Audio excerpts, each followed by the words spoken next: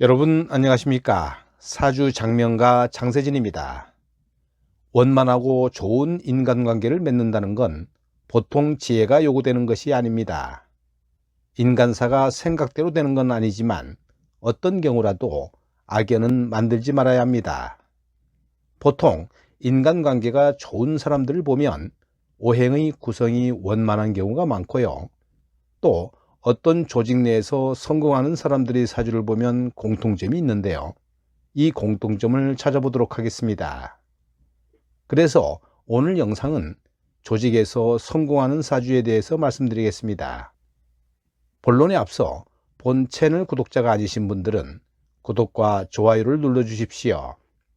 알찬 영상을 제작하는 데 큰 힘이 됩니다. 먼저 성공하는 사람들은 인간관계가 좋은 사주를 갖고 있습니다.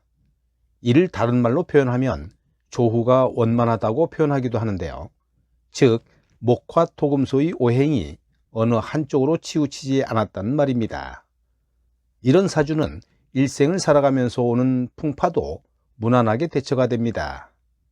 물론 사주 격국이나 신살이 과격한 것이 없을 경우에 더욱 그렇습니다. 그러나 참으로 희한한 것은 강한 신살이 있는 사주는 오행 또한 치우쳐 있는 경우가 일반적인데요. 이런 경우는 개성과 성격이 강하다고 할 수 있습니다.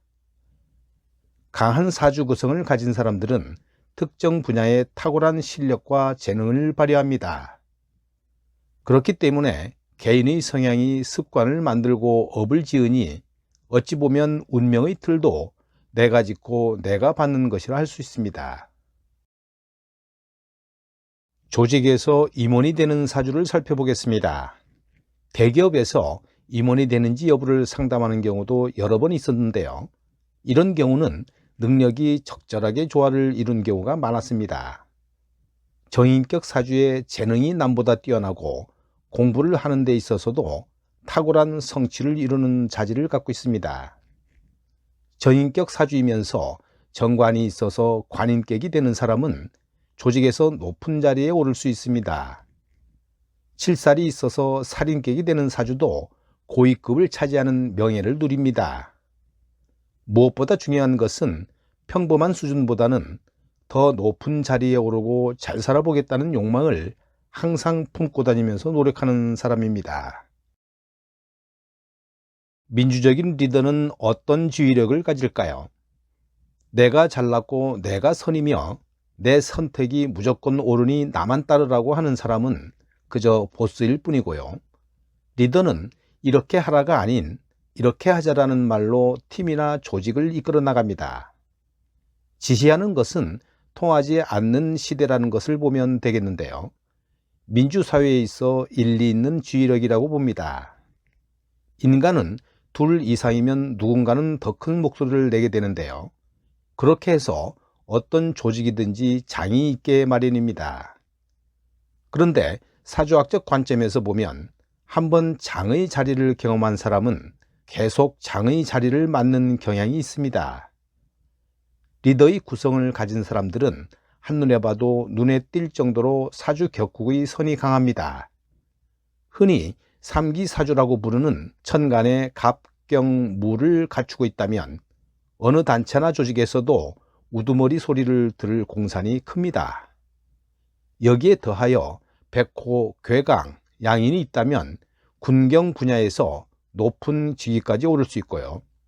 양인살이 있는 경우는 의대로 진로를 정한다면 병원장의 위치에 오를 수 있는 운으로 봅니다.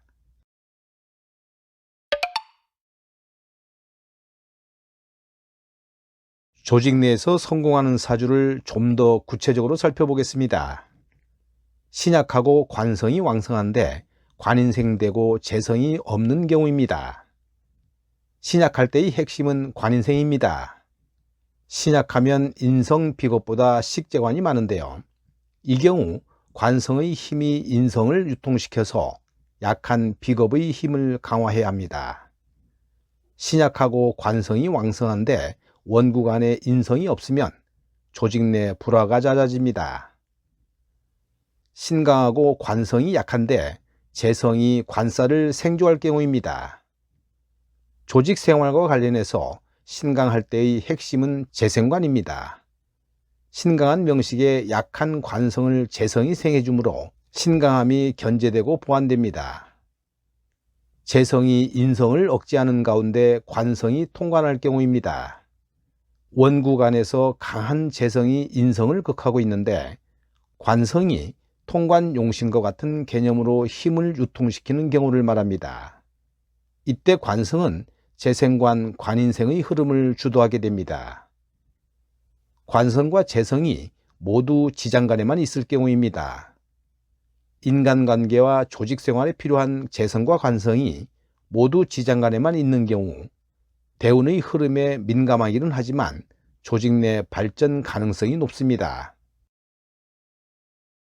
계속됩니다. 재성이 왕성하고 관성이 이를 설기 또는 유통시킬 경우입니다. 재성이 강한 사람이 조직생활에 유리한데요.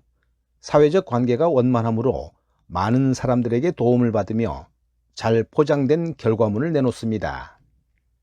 일간이 강하고 관성도 강한데 재성이 경미할 경우입니다. 일간이 강하기 때문에 관성의 공격을 방어할 힘이 있고 관성은 선명하게 살아있는 경우입니다. 약한 재성은 일간에 의해 제지받아 더는 관성으로 힘을 실어주지 못하기 때문에 적절한 균형을 맞추게 되는 것이지요. 비겁이 용의신이고 관인생 될 경우도 성공하는 사주로 봅니다. 비겁이 용신이면 신약한 경우에 해당하는데요. 관인생이 성립되면 조직생활에 적응력이 뛰어납니다. 또 생조된 인성이 비겁에 힘을 실어주기 때문에 조직 안에서뿐만 아니라 독자적인 직종에서도 자아를 실현할 수 있는 조건이 됩니다. 끝으로 관성이 왕성한데 식상이 통제할 경우도 승진이 됩니다. 관성은 조직을 의미하는데요. 관성이 강한 경우 식상이 적절히 견제해 준다면 힘의 균형을 갖게 되는 것입니다. 이 사주는 어느 그룹의 CEO에 오른 여명으로 최초로 최고 경영자에 승진한 인물로 화제가 된 적이 있었습니다. 해월생 정화가 오화 비견에 뿌리를 두고 묘목 편인까지 일지에 놓았으며 더구나 해수 정관이 연간에 투출함으로 해서 엔터테인먼트 사업, 대기업에 최적화된 명식이라고 봅니다. 다만 용신 신금 편제가 유정한 자리에 놓여 있으면서도 허공에 뜨고 희신 토의 생조가 미약한 것이 조금 아쉽다고 하겠습니다. 실제로 조직 내에서는 왕성한 열정과 합리적이고 투명한 이성의 균형으로 늘 신임을 받았지만 개인 사업에서는 큰 재미를 보지 못했습니다.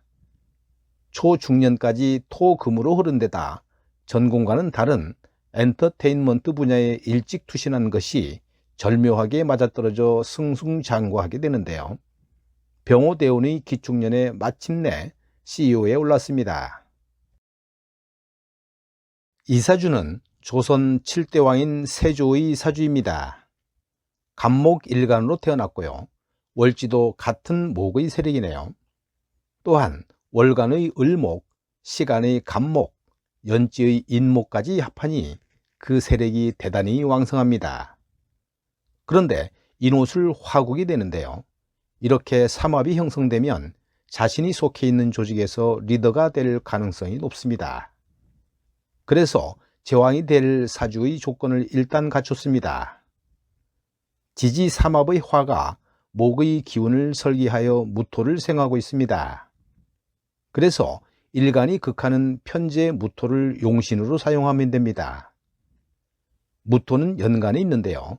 용신이 연간에 있을 경우 역시 자신의 조직에서 지도자가 될 가능성이 높습니다. 대운을 보면 처음 병진대운부터 기미대운까지 화토의 대운으로 흘러가고 있어 운이 좋습니다. 기미대운이 시작되는 시점에서 왕위에 오르게 되는데요. 사주나 대운을 보면 전형적인 제왕의 사주라 할 수 있습니다. 오늘 영상은 여기까지 하겠습니다.